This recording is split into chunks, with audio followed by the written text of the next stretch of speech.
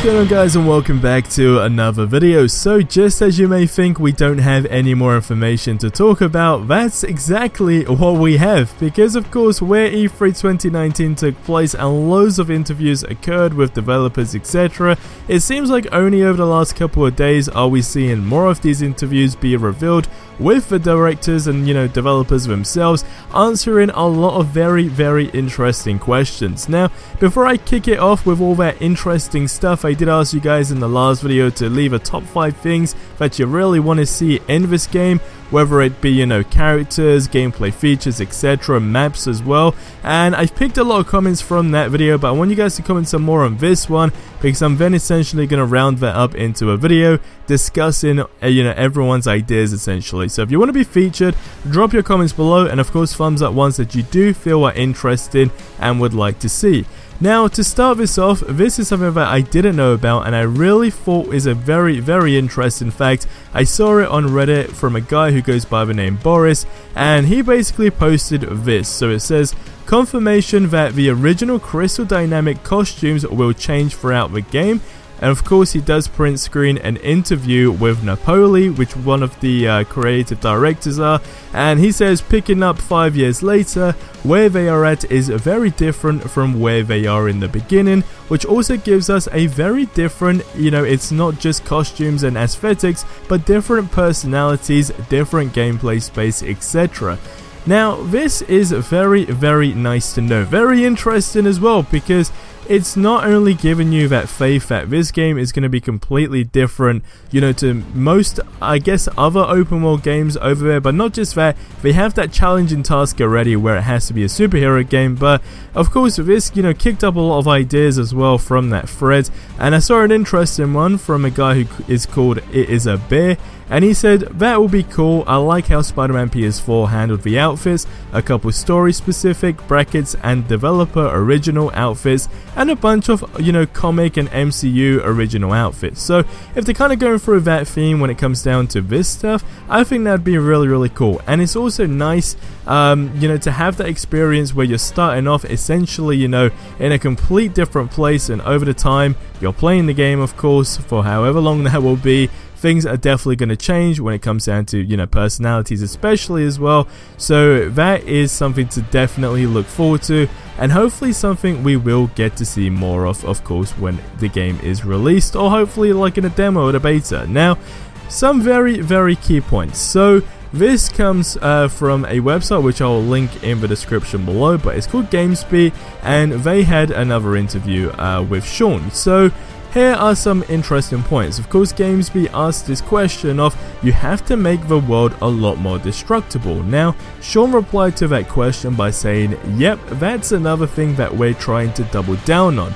Now, Napoli then replied back to that, you can see here that based on the different types of environments, in this case Hulk can grab different objects. Now, we didn't see it in the gameplay demo at E3, but he actually has full navigation set with that object, so you can pick something up and actually run around with it. So that is very cool. I mean, it'd be great if you can pick up a random enemy and just run around with them and then chuck them where they need to be thrown. That alone is a feature that's going to make your gameplay experience a whole lot more fun, in my opinion, and unique as well, because I'm assuming there might just be, different rewards from that. Can you pick up 2 people with Hulk, or is it just 1 person? These are questions that are still unanswered, but he said that Hulk in this case has different attacks. He has an entire suite of attacks and abilities with that object. He has the same thing with a single enemy or with 2 enemies. No other character plays anything like that. That's very unique to him. Now, we've spoke about having unique heroes, since E3, I guess, when all this was revealed. So we know as of now anyway that each character is very key in the Avengers so far that we have anyway. They're all going to be needed in different aspects, especially if you're doing single player missions. You need them definitely.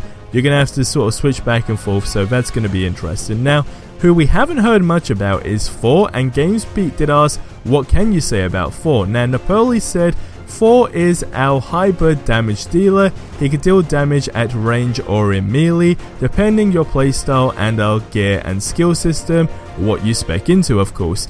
You can delve into which ones you want. He can channel his Odin Force to amplify all of his attacks or amplify his defense. He can quickly encounter enemies that are behind him, and you can also channel those lightning strikes you saw early on, again in that E3 reveal. So that little snippet that we have been seeing, these are things that are essentially in-game footage. Now, he touched up a little bit on how missions will be working, and in a nutshell, he just said missions have story significance but also allow you to tell your own story, and those are all designed, basically to be replayable. And this is where your 5 different heroes, again at this stage anyway, do come in handy. We know you can team up with your 5 players, but you can also team up with 3 other players on those missions. So again, this now ties into the co-op sort of section of it, which I know a lot of people, including myself at the beginning, were very, very confused about. Now, thankfully, on Reddit, a guy who goes by the name Jay has literally made a post that says, here's how single player / co-op in Avengers actually works, because apparently it's just been one big PR nightmare. So this is what he says. It's a weird hybrid, and they have not been very clear in their explanations of it, but by piecing together multiple interviews, I have a pretty solid grasp. So right now, we're about to learn how single player and co-op works. So if you were confused like me, this hopefully should finalize it, as for me anyway, it did make it a lot more understandable. So he says, essentially there is a single player campaign. From the most interview I read, I've set up somewhat similar to Destiny 1, brackets I have not played Destiny 2, in that each region has an available set of activities. So let's say you complete the Golden Gate Bridge campaign mission. This now opens up San Francisco as a region. I'm just saying made up examples here as I don't know exact names and such.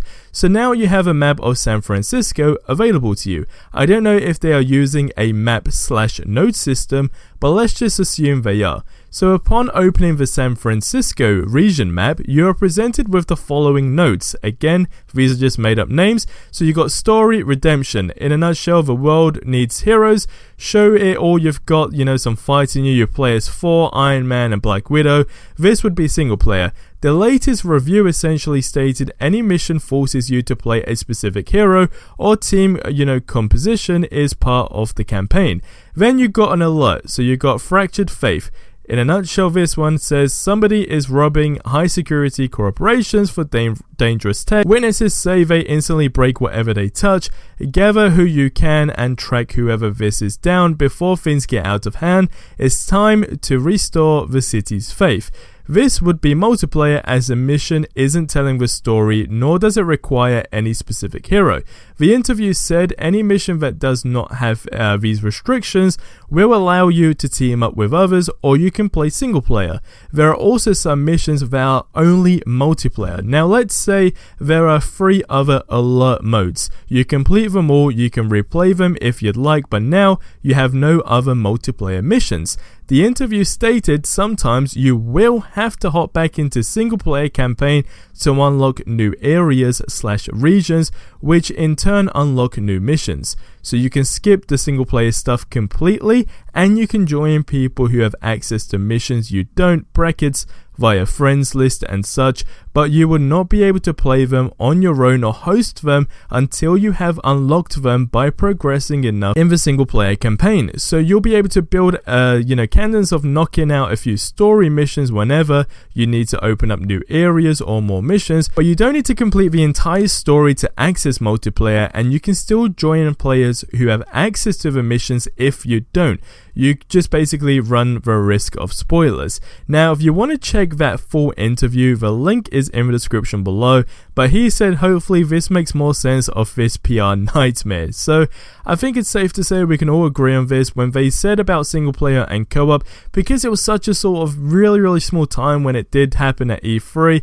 It was a lot of information but kind of just being thrown out there, and not every single person actually had a clue what on earth is going on. But now, even though these names are essentially made up, hopefully it does give you guys a better perspective. So you can dive into someone else's game when it comes down to co-op if they've, progressed further into the game than you have. But if you want to host that, you even have to hop into single player to get, you know, certain amount of regions, etc, etc. But again, you guys get in the comment section below and let me know what you think. So we learned some interesting stuff. First of all, just to give you guys a recap, if you are playing as Hulk, essentially right now he's the most powerful character. You can pick up 1 or 2 enemies and literally run around with them.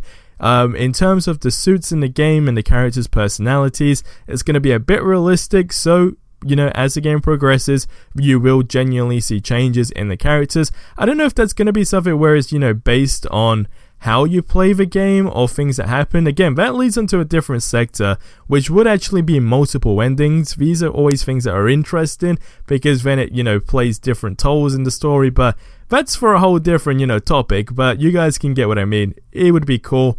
And lastly, of course, you're unlocking new regions in the story mode to then go ahead and play in those regions in the multiplayer. But again, you guys can check out the full Reddit post and the full articles that I mentioned in this video in the link, in the link in the description below. You click the link and it will actually take you there. But that's something very interesting to learn. So I hope you guys enjoyed the video. As always, if you haven't already, subscribe for more awesome content. And I will see you in the next one. Until then, have yourselves a ridiculously amazing day. And if you didn't see the last video, it was about the new loot system and gear info as well, and the man who promises the internet. So check that out. But until the next one, have yourselves a ridiculously amazing day, and adios amigos.